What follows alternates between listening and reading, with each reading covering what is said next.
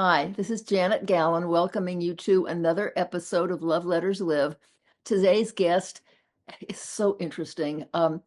Judy Theo Lehner. And I don't know, Judy, I'm going to ask you to say hello and tell us a couple of things, but I don't know whether you keep your title once.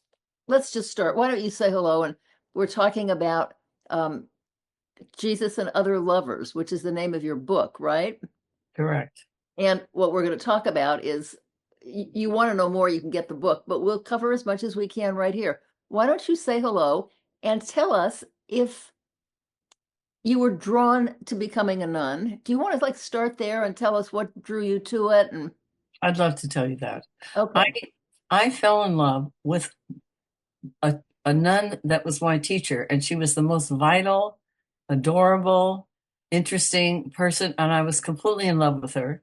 And to be with her, I was the only way I could continue to be with her because I followed her all around in high school. And I mean, we had a very intense relationship in high school that she never should have had, that today she'd probably be disbarred or something. Oh, wait, well, let's start further back. Why did you become a nun? I'm telling you, Oh, I'm sorry. because I was in love with this particular high school Oh, teacher. so that is what drew you. Okay, go And ahead.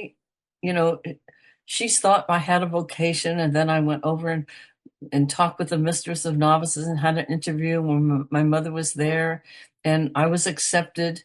And so when I was 18, or just about to turn 18, I entered the convent, which at that time was in Berkeley. Hmm. I only wanted to be with her. That was my, I Oh, didn't, I didn't really care about Jesus. But then when I got in there, the mistress of novices was very, she really did a good job of indoctrinating us into being good nuns. And what does so that what does that require to be a well, good that required me not to be in love with Sister Maureen anymore. for starters? Yeah. So that was a very tough time in the novitiate when I tried to not be in love with her, not think about her all the time, and not miss her, and to try to be a good nun. And so there's lots of, they had lots of rules, and we had lots of information about the church and church history and all that. Well, So, I was going to ask you about that. So that's quite a commitment to becoming a nun with totally. rules and limitations and what Yeah. other things are open to you. What Yes. what are some of the rules? I should have brought my rule book. It's in the closet. Oh, it's the whole book. Okay. It's a little book. The rules are, they have different. Yeah, you have a rule book, and Okay. you have a rule book, Okay. and one of them is, of course, not to ever touch another nun. Oh, and that's You know, spelled out. yes, Uh-huh. yes, yes. I should have brought my rule book. It's right up in the Oh, closet. that's okay. This is a good enough flavor of it. So there's no like hugging hello and Right. No touching. You may not touch another sister. okay. They're so nervous, basically, about homosexuality that they have all these rules. Okay. So in the novitiate, I tried to renounce Sister Maureen, for who was the love of my life, and who I followed all through my time in high school. And so you become a postulant for 6 months, and if they accept you, then you become a novice, and your parents come, and it's a big deal. You wear a white wedding dress, and you're going to be married to Jesus. So Mhm. my mother says, "Oh, you need a wedding dress? You're going to wear it once?" I said, "Yes, Mom. Buy me a wedding dress." Yes. Well, everybody's supposed to wear it just once if things So yeah, that's right, unless you get married again. Anyway, so she bought me a wedding dress, and on that day you had a little postulant dress, which is black, and they take you into a room and they put you in your wedding dress, and you're going to get married to Jesus, and you march into the chapel in the Mother House, which was in Turk and Masonic in San Francisco, near the Panhandle there, Mhm. and you kneel at the altar and you make your vows of poverty, chastity, and obedience. Mhm. And we did it for 3 years. They give you a trial period for 3 years. And you And saw that 3 years through. yes, yeah, I went through the 3 years, and that part is in the novitiate. And the mistresses novices is always watching over you, and it's very strict, very Mhm. strict.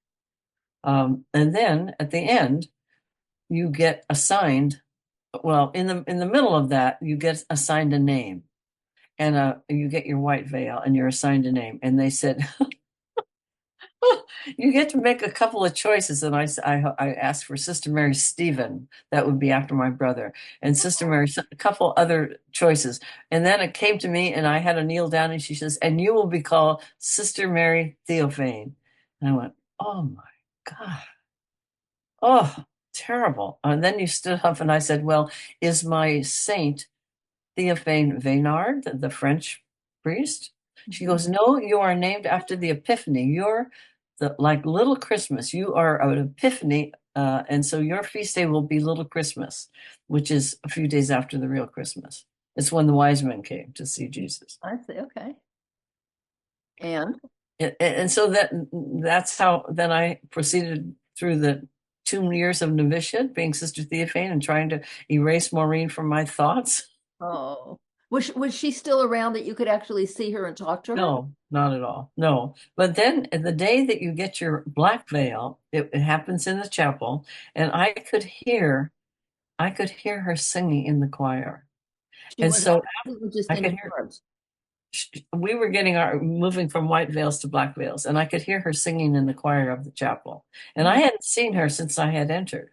Oh, oh. So when I came out, we both now had veils, and we kind of got next to each other and to form a little cave, our two veils, and we could see each other in the little cave of our veils. Oh, I'll never forget it because I hadn't seen her since I had entered. Did she feel the same way about you? She did. She did. She did. So, Me, a little more dependent. uh-huh. And so then I was assigned to teach first grade in San Francisco, and off you begun. You know, there you are. You're beginning to teach, and I put up a big clown, and I was very artistic. I put up a big clown with holding balloons and put the name of each color on it in the first grade. And the principal came in and says, you have to take that clown down. It's going to excite the children. Oh, So, as if that's not what teaching about is getting you. right, right. Oh, it was hard. It was hard. Did you like teaching? Um, I really, I really liked the kids at St. Anne's. They were great kids. Um, you know, we played a trick on one little boy who would Was that always, St. Anne's on Irving Street? yes, Oh, okay. San Francisco, St. Anne's there. And one little boy would always come in late from recess. And so one day I said, we're going to play a trick on him. And he got to the door and we held the door closed. Uh-huh. He couldn't get in. And he stood out in the hall and started crying. And then all the kids said to me, open the door, sister, open the door. So I played a bad trick on one of my own students. And I was, scolded by my own students. Let him in, sister, let him in.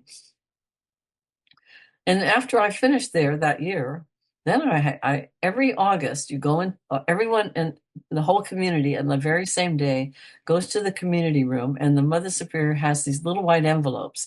If you get a white envelope, it means you're going to move.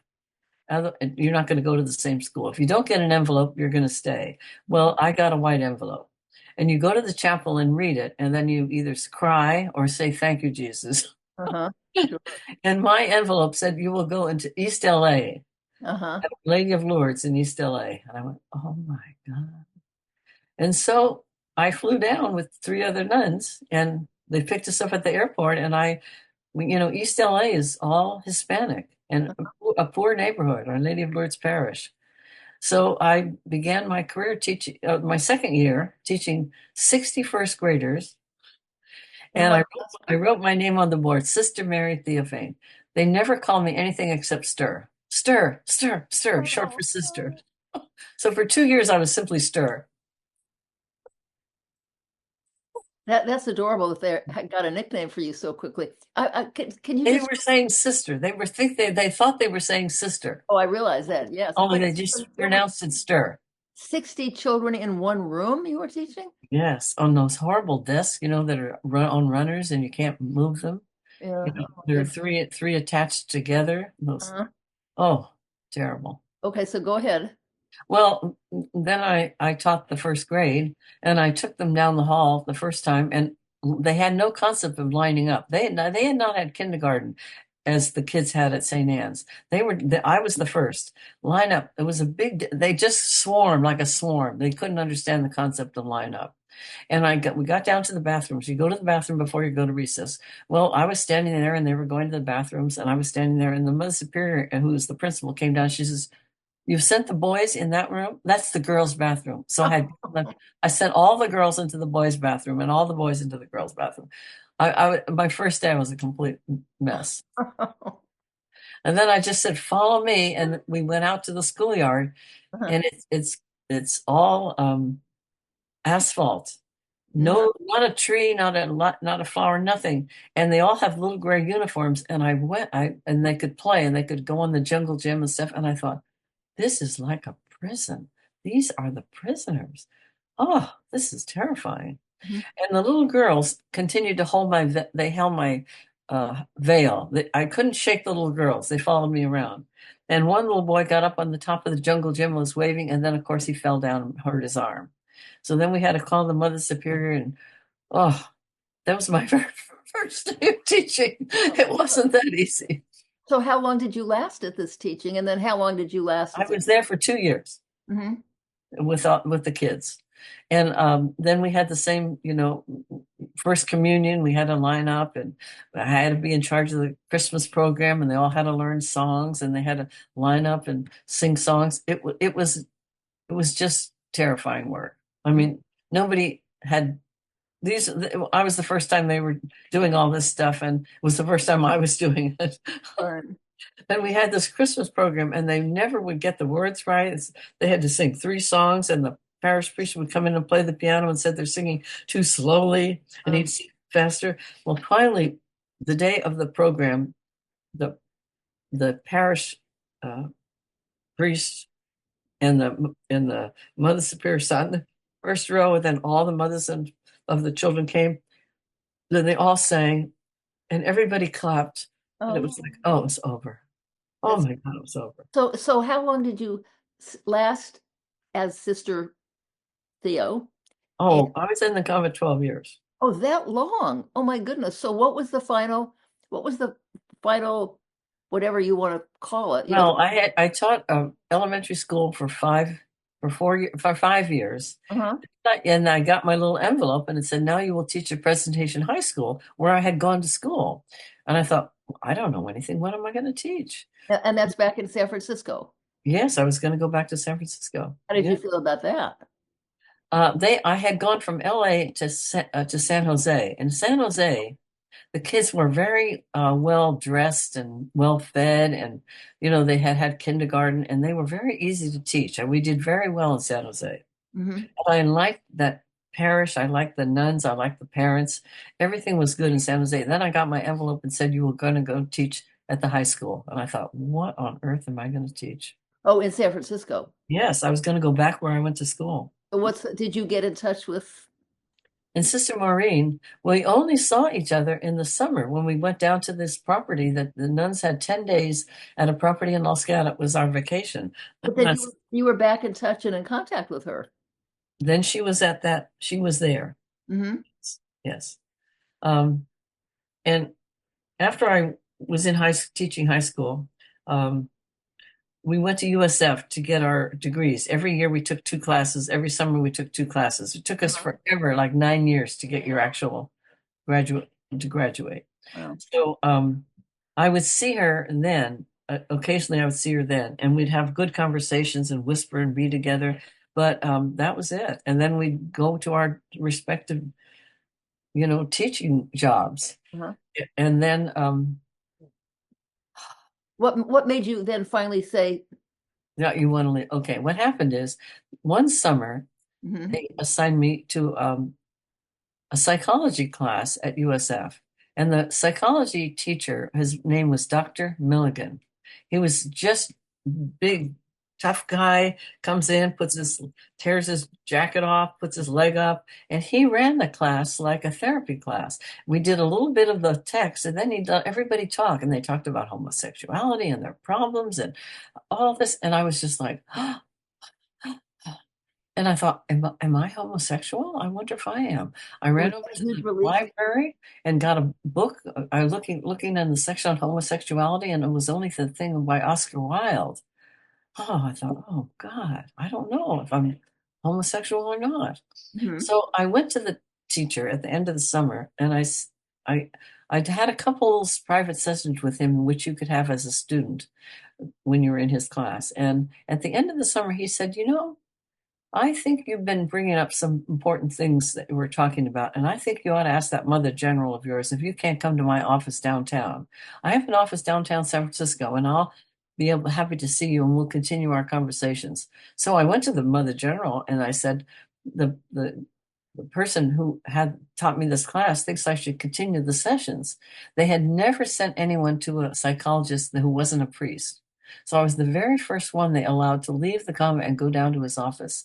And I had to have a partner. She would sit outside in the little waiting room, and I would have my session with Dr. Milligan. And I went twice a month. And then I began to understand, myself and appreciate myself. And then one day I was in the biology lab, and I didn't want to teach biology, but I knew I was going to teach biology forever. And it was February, and it was gloomy, and I was feeding the king snake, and I was thinking, I'm going to think, what if I left? Oh, I wouldn't know anybody. Everybody I know is married. I wouldn't have any friends. I wouldn't have a job.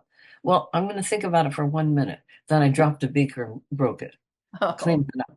Okay, now I'm going to think about it for 2 minutes. I might have had the passage here to read to you. well, that's okay. I don't want you to lose your thread here. So how much longer? I want to get to the port where you actually leave. And did she leave with you? And Oh no, okay, no.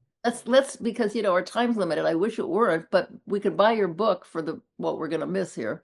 He says, well, at the end of the summer, this is what Milligan said. He says, Sister, it seems the talks that you have and I have are important, and we could continue. I have an office downtown where I see people in the afternoons. Right. His gray eyes looked at me intensely. You could ask that new mother general if you might come down. My fee is reasonable. And so then I thought, oh, something's terribly is wrong with me. But When did you get to the point? I want to move us. When did you get to the point where you realized there wasn't something terribly wrong with you and that you needed to leave? it took 4 years. Oh, really, a long time. So Yeah. what was the last straw? And then I want to know if you would, I mean, there's quite a process for becoming a nun. What is Well, that what was is the it's process? 2.5 years. I had her. It's a 6 months as a postulant and 2 years as a novitiate. Right. Then you What go in and then you make vows for 3 years, and then if you pass that, then you make vows for life. okay, so I but had you made made vows those for life. vows for life. Right. And what's the process for leaving? Okay, now I want to get this little thing. After that summer, when I had that class, and I was beginning to think of all kinds of things, I went down and at our vacation on the property, and I wanted to talk about it with Sister Maureen. I wanted to tell her all the things. And Mhm. she said, oh, she showed it. Oh, I knit this little sweater vest. Oh, look, why don't you try it on? And and I kept saying, listen, I had this great adolescent psychology class, and the teacher, I never met anyone like him. Tough as a sergeant, but kind and wise. She pulled free. At Loyola, the Jesuits showed us some good movies. One was My Fair Lady. You would have loved it. Oh, you should have heard the topics that came up in this class. Sexual stuff, not like anything I've heard before. Masturbation, homosexuality. I went to the doc's office for counseling and got some good information. You're not supposed to go to teachers for counseling. We go to priests, she admonished. Uh-huh. Frustrated, I got up and I put my hands lightly around her waist. She shook free and said, Theo, this whole thing sounds quite strange to me. And then we started a little bit more talking. And I said, Maureen, why don't we get out of here? Take a walk to the creek so we can talk without being interrupted before your sisters came. She had three real sisters that were in the convent. Theo, we are alone. We are talking. What more do you want? Hmm. Suddenly, deep inside, something gave way, like an ancient redwood tree slowly toppling to the forest floor. I was nearly split in two by the weight of my feelings. I stood for a long moment, breathing deeply. The obsession that had held me captive for years was releasing its grip on me.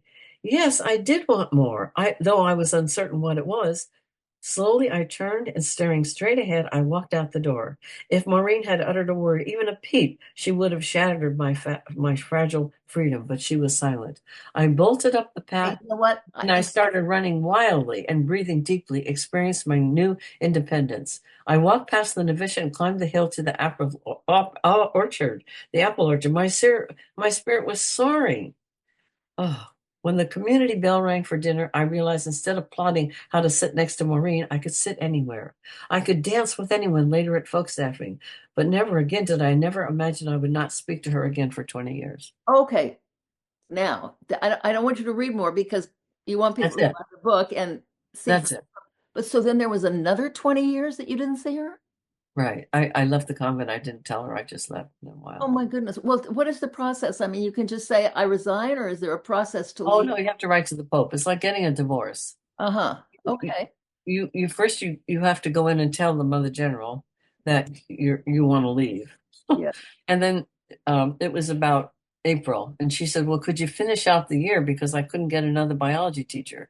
And I Uh-huh. said that would be fine because then I have time to plan where I'm going to go and what I'm going to do when I Where leave. did you go? Where did you go? Oh, well, they had let me go to the California College of Arts and Crafts in Oakland on Saturday classes, and then I knew I wanted to go to school there, and so I knew I was going to go to the arts and crafts, and I found they have a little bulletin board. I found a rental for the summer, and they let me buy a few little clothes. So I went down to this little lady's apartment, and I said I'd like to rent it for the summer. And I went into the gas station and took my habit off, put it in a bag, and put on this little dress that they let me buy and a little sandals. And for a moment, I was not a nun. I was a lady asking for a summer rental.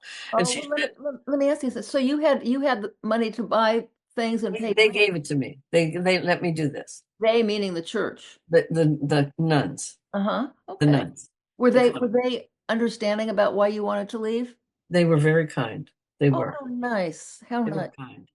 They were kind. But anyway, I had to write to the Pope, and the divorce papers had to come, and then you have to go in and sign them, and then you have to send them back to the Vatican. And so finally your release comes, and so that you've left, how do I say it, you're still in the church. You've left in a proper way. Oh, okay. So you're not excommunicated or anything. Right, Is right. that would you have been if you hadn't gone through a proper divorce through the Pope, what would have happened? Well, I would have left anyway, Right. but But what happens if you don't do it the proper way? nothing really. Yeah. Nothing. Nothing really happened.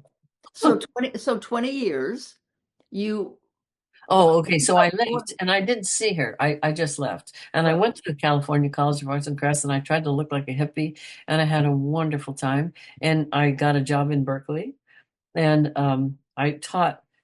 This was the time that Kamala was going to Berkeley. I was teaching in Berkeley schools when Kamala Harris did her 2 years there. Really? Okay. Yeah. Yeah. Because when she told the years and the school she went to, I knew it exactly. Right.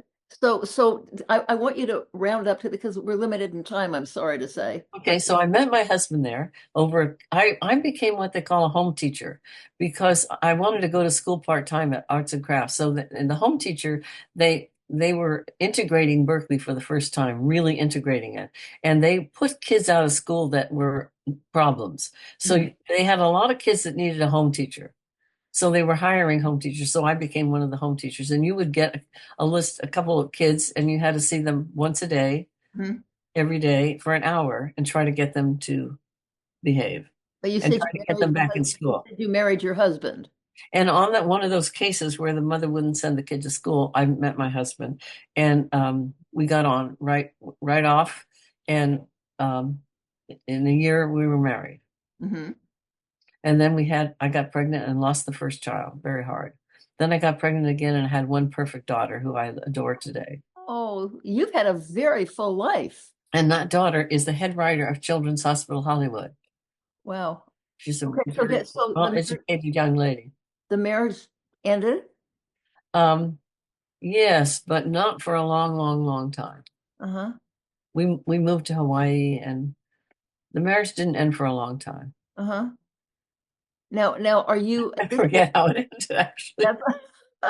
that's that's really interesting to forget how a marriage ended. Did you have your heart and mind on I never saw Sister Maureen again. Even to this date? Well, when I came, all right, I got married, Huh? we worked in Berkeley, we moved to Hawaii, we lived in Hawaii, I married in Hawaii, we came back, um, I moved to Marin, and I was still married, and sent my daughter to school in Marin, and I didn't get divorced for quite a few years. Okay, but let's get to where So, you are with her they now. called me and said Sister Maureen is dying. Oh, And so I immediately, they told me the hospital. I immediately went down there to the hospital. And I said, if there's anything on that door that says you can't go in, I'm going in. I'm going in anyway. But there right. wasn't. It just said, be quiet. And I went in and she was in the bed and she had cancer and it was terminal. And I went over and kissed her on the cheek, and we Oh, had our old times. And I said, Maureen, this is like our old times. Remember that old Black Magic used to sing that song? And we had this beautiful, beautiful time together. Then I kissed her, and she says, I'm going for the gold. Like the athletes at the Olympic, I'm going for the gold. And I said, you go for the gold. You strive. You wish. You hope, Maureen. And then I left, and a few days later, she died. oh, oh, I would have cried. It was Oh, hard. goodness. Yeah. Oh, gosh. Yeah. Oh, I can imagine that's hard. What does that leave you with? Well, I was so happy that we reconnected. Yes. Oh, Well, let me ask you something, because you know I'm largely about letters and the power of letters. And oh, I'm going to ask you, if you were to write a love letter right now, who would you write it to? I don't think it's one of my neighbors here. Would you could who would you write a love letter to? It's one of, there's a person here who Or helped me just write the saying you'll book. write it to one of your neighbors there. And he's the person who helped me write the book. He came with all his computer Oh, okay. expertise, and he helped me get the book out. I mean, he's married, and but he still helps me with all my computer stuff. And I would write a love letter to him because he helped me so much. I'm just curious, are any of the people who were with your church still with us? Any of Uh, the people that you became nuns with, oh or no, I don't. No. Well, I still go back to the convent whenever they have a death. Whenever they have a funeral, I go back to my old convent. so you still have some positive feelings about them? Yes, I love them. Oh, you love them. Okay, They, so they just closed the convent and they sent all of them to retirement homes. There's two yeah, retirement homes in San Francisco. I So love. if I hear that anybody's going to die or they have a funeral, I'm over there. Oh, let me ask you something. I'm just, my mind's going, of course. Would it be, I think it would be such a beautiful thing to write a letter to whoever's in charge of that convent now and just to express the love that you still have for them.